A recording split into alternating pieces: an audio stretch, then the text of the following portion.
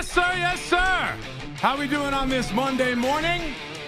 The guys are out playing golf at Pebble Beach, and McMonigle and Colon, Chris McMonigle and Willie Colon filling in for them today on this miserable Monday, which is very typical for our baseball teams right now. Thankfully, we got to see some football because both these teams are just atrocious.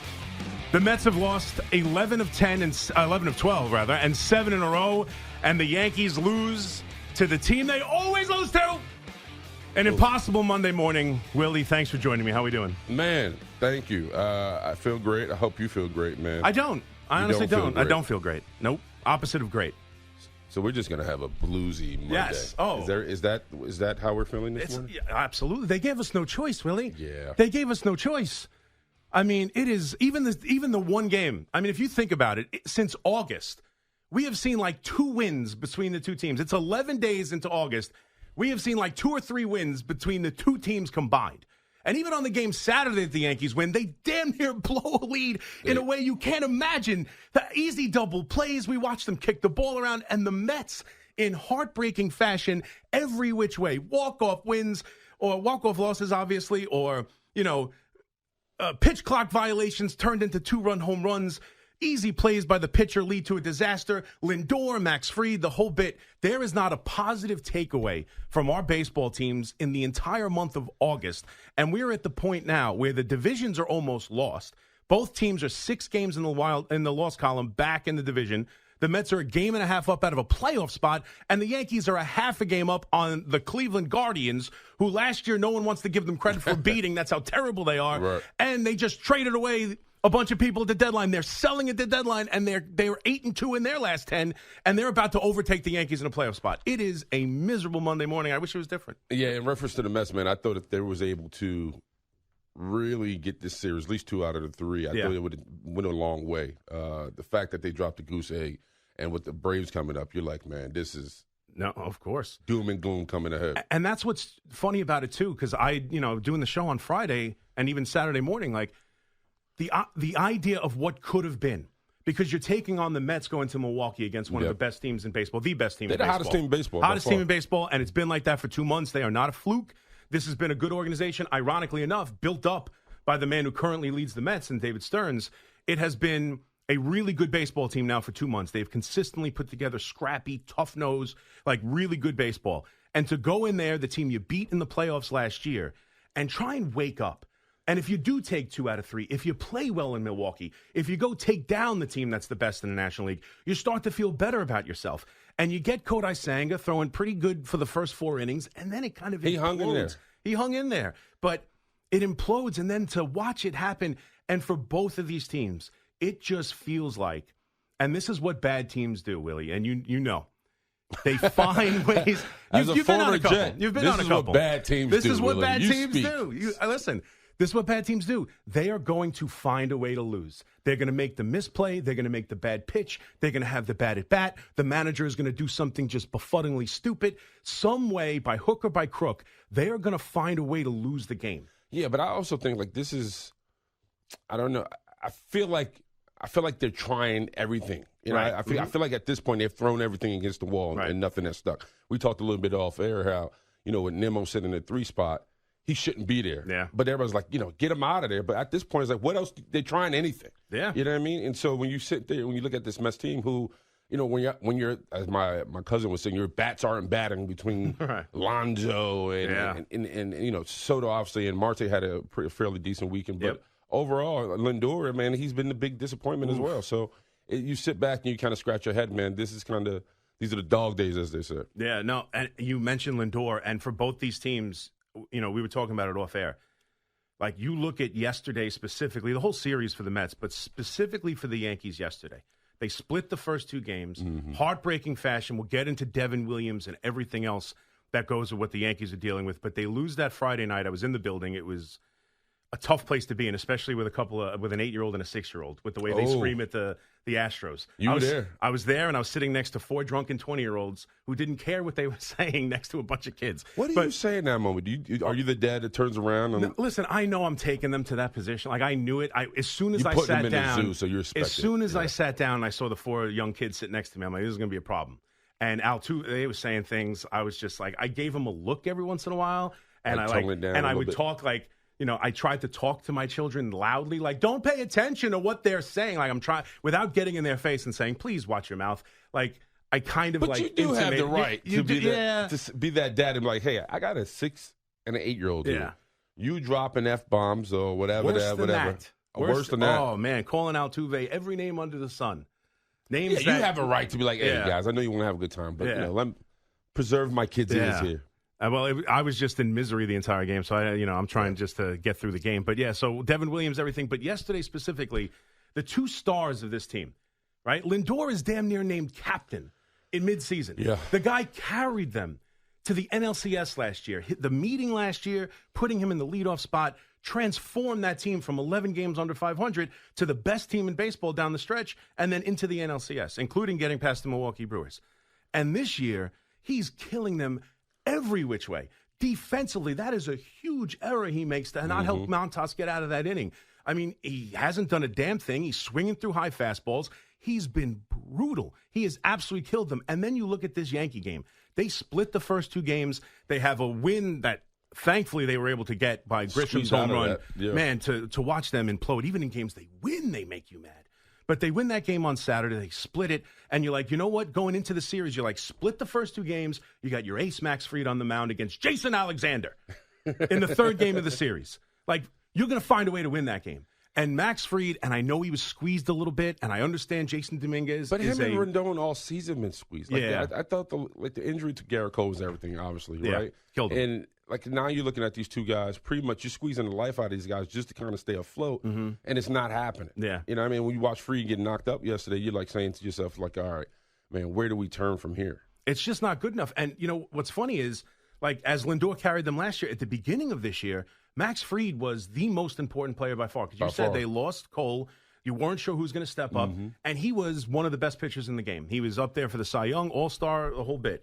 And since that finger injury, which they keep telling you is not an issue, it's been 4 or 5 starts where he's just, brutally bad. Yeah. And to put them in the spot, now that doesn't defend the lifeless offense that got no hit through 6 innings, the lifeless team that's kicking the ball around, the despicable play, the managerial decisions, everything that goes with it. But when you look at yesterday and you look at these 2 teams, a lot of it can be put on the shoulders of their best players who are just not coming through. Yeah, and I think momentum has a lot to do with it. When you talk about, Devin Williams losing these games as of late, in the fashion he's lost, man, that kills momentum, right? Because everybody's looking for rhythm. Everybody's looking for – we was talking a little bit about culture, man. Yeah. The coaching is winning this time of year where we start kind of getting into a rhythm and finding ourselves, especially at the plate, and we just haven't. And a lot of those losses that we've suffered – and, sure, you can blame Devin, but just overall, man, the morale of this team, you just tell. They're just reaching.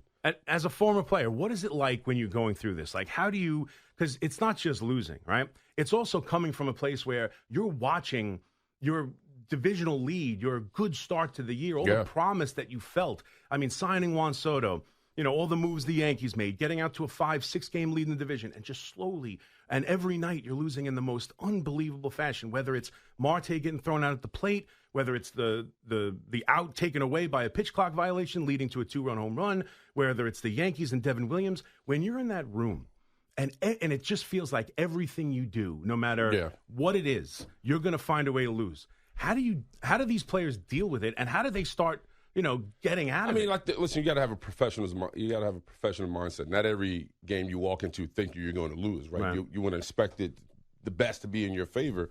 Nevertheless, man, you still need your stars to step up in crucial situations, right? Like, and I think in reference to the Mets, man, if Alonso Lindor and Soto aren't cooking right now, they have nothing, right? And that's just the bottom line. So I think right now it's just a matter of really just regrouping and keep scratching, man, because, I mean, they're not out of it. They have the tools to get it done. Right. The series, I think, against Atlanta is going to be a big one. I mean, they got to kind of dominate that series to kind of stay ahead. So we'll see what happens, man. But in reference to the Yankees, man, I thought the most heartbreaking thing was finding out Mariano tore his Achilles on old-timers. That was he's like my hero.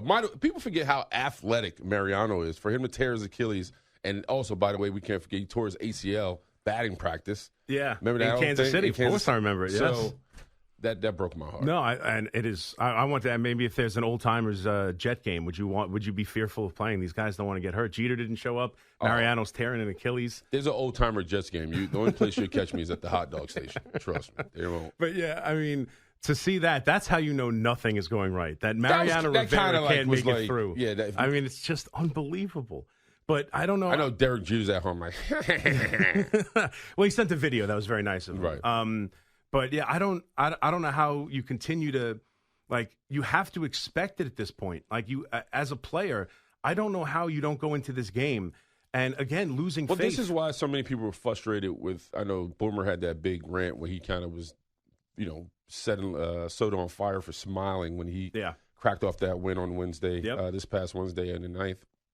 And guys like Soto, I mean, listen, the contract's always going to be the face of him, right? Because in the fashion he signed, in the fashion he landed to the Mets. But nevertheless, man, like, he's the one that's got to be the big bat. He's the one that's got to stir this thing up. He's the one that maybe have to throw some chairs and get nasty with guys like, hey, man, this thing is slipping through our fingers. Somebody's got to respond. Right. And he didn't have a terrible series, to be fair to him. No, he hit a couple home runs. But runs. I'm talking about somebody. No, I get it. Yeah, but as a leader. I get it. Yeah. And that's what it feels like. You're wondering, last year it felt almost predicated by the leadership of Mendoza, the leadership of, Lindor. And this year it just feels like there's none of that. There's none of getting off the deck. There is no responding. The offense, they score runs in this game. Yeah. They jump out to a 5-0 lead.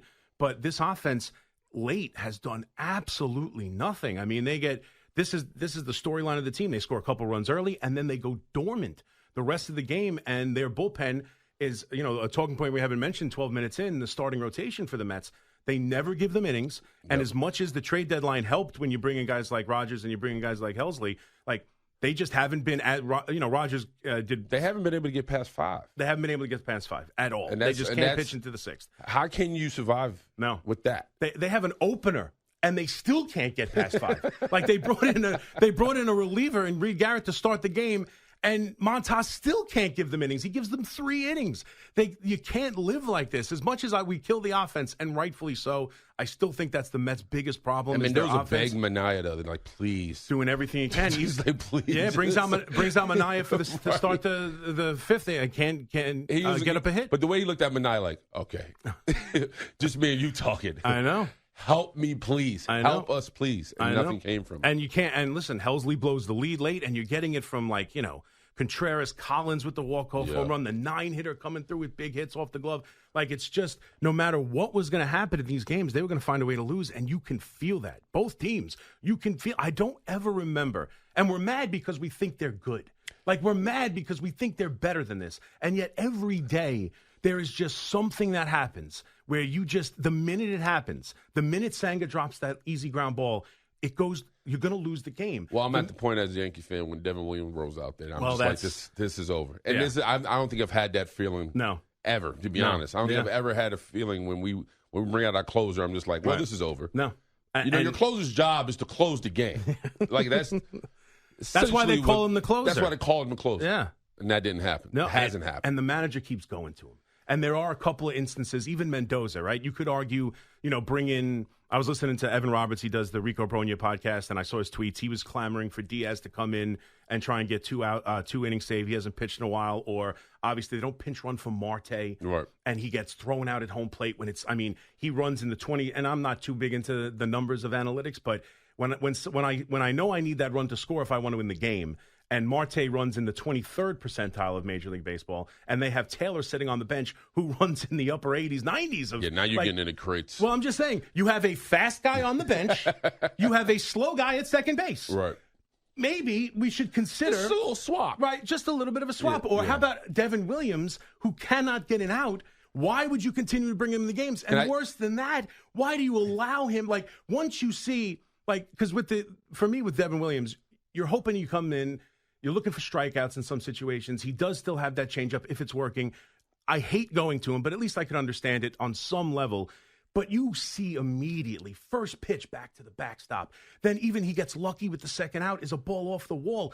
Don't let the inning unravel. Like, both these managers over this weekend did things where it just felt like the failure to act is impacting this team. Well, I think in reference to Boone and Williams relationship. I mean, when he came from Milwaukee, he was supposed to be the guy. Right. With high expectations. 100%. But now you're looking at him at Aaron Boone. And unfortunately, I've seen it and kind of been in that situation where you just have this kind of this blind belief in the guy's going to come out of the rut he's in. Yeah. And it doesn't happen.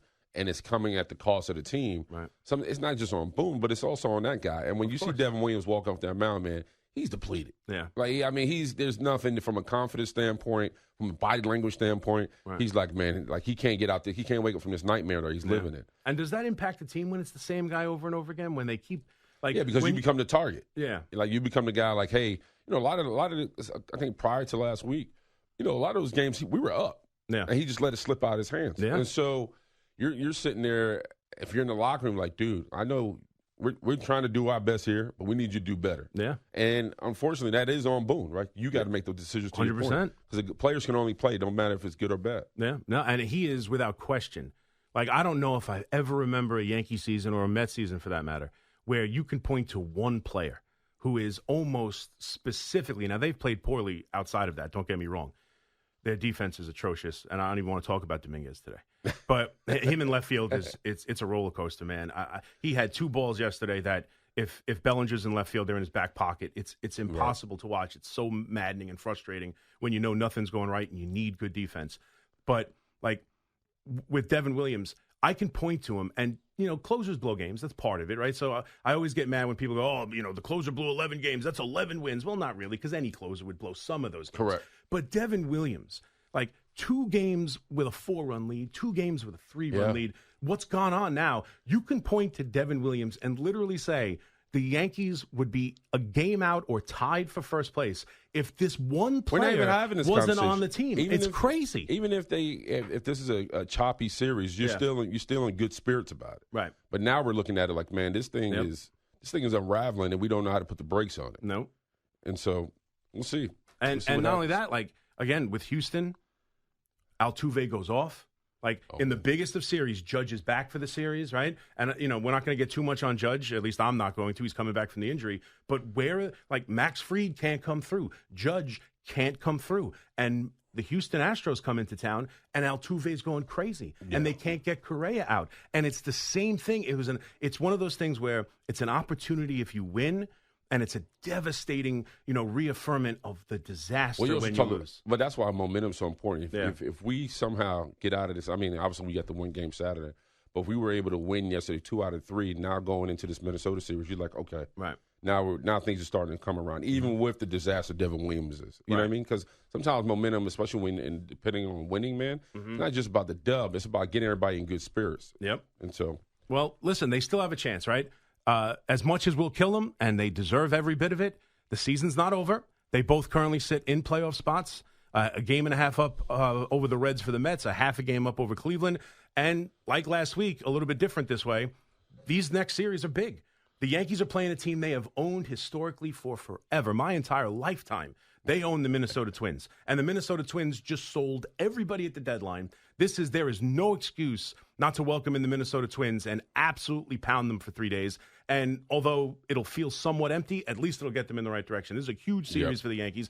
And the Mets, same thing. It's an opportunity against a bad Atlanta Braves team that's struggling with injuries, that hasn't been good for a long time, that is having a miserable fall on their face season. But because the Mets never beat the Braves, it'll feel like a positive if they can find a way to win this series. So, it's an opportunity for both these teams playing weaker opponents and an opportunity to get off the deck, win a couple games, and just stem the tide, if nothing else. So, I mean, this is a huge couple days for the New York Mets and Yankees. It's been a brutal month of August, and it's got to turn around right now. All right, McMonigle and Willie Colon filling in for the guys today as they're out playing golf. We'll take your calls at 888-808-1019 on the baseball. We'll get into the football. We saw Jackson Dart for the first time. We saw a coach hold someone accountable. We got to talk about accountability, everyone's new favorite word. So a little bit of promise with the football teams as the baseball teams are a disaster. Me and Willie will have CeeLo coming in doing updates all day. We'll take you till 10 a.m. right here on The Fan. We'll be back right after this.